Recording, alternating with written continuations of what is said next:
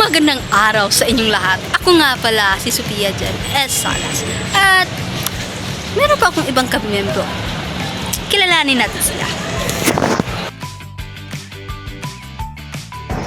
Uy, kayo pala yan. Ako nga pala si Trisha Iglang. At ako naman si Rian Alumro.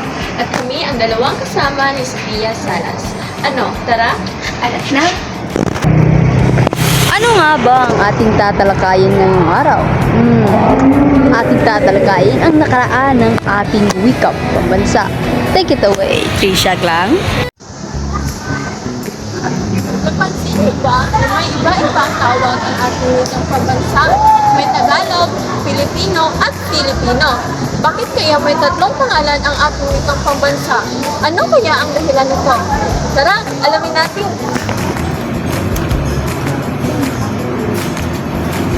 Alam niyo ba, noong 1934, mainit na pinagtalunan, pinag-isipan at tinalakay sa Kombensyong Konstitusyonal sa pagpili ng wikang pambansa? Sa pagtatalo, may grupong nagsuwestiyon na ang wikang Pilipino ay gawing wikang Ingles. Ngunit, may grupo din salungat sa kanilang mga suwestiyon. Sa huli, napag-isuna ng pangkat na ang wikang pambansa ay gawing wikang Tagalog. Kaya, noong 1935, normal na pinirmahan ni Manuel F. Quezon ang Saligang Batas 1935 ng Artikulo 14, Section 3. Kaya ipinatupad ito noong 1940 at ginamit sa mga dokumenteng Ikaw. Ngunit, ito ay nagbago. Gaya ng pagbabago niya sa iyo matapos ang iyong 3 buwan na free trial. Char! Noong 1959, napalitan ang wikang pambansa ng wikang Pilipino.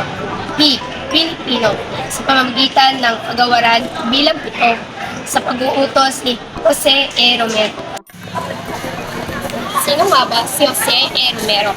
Si Jose E. Romero ay isang kalihim ng edukasyon at mahalagang personalidad sa pangkalalaganap ng ating wikang pambansa.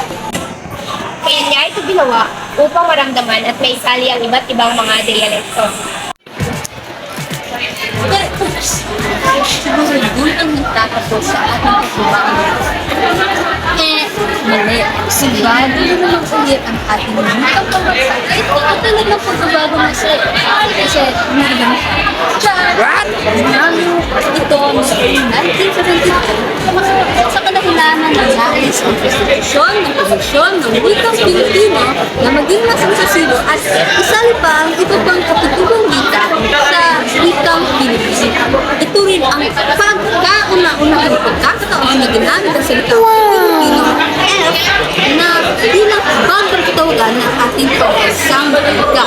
At noong 1987, pinirmahan ni Pangulong Corazon Aquino ang Artikulo 4, Section 6 sa Likang Batas ng 1987 na nagsasaad na ang wikang pambansa ng Pilipinas ay Pilipino. Samantalang ito ay umunlad, ito ay dapat ibunin at pag-imanin pa batay sa umiilan ng mga wika sa Pilipinas at iba pang mga wika.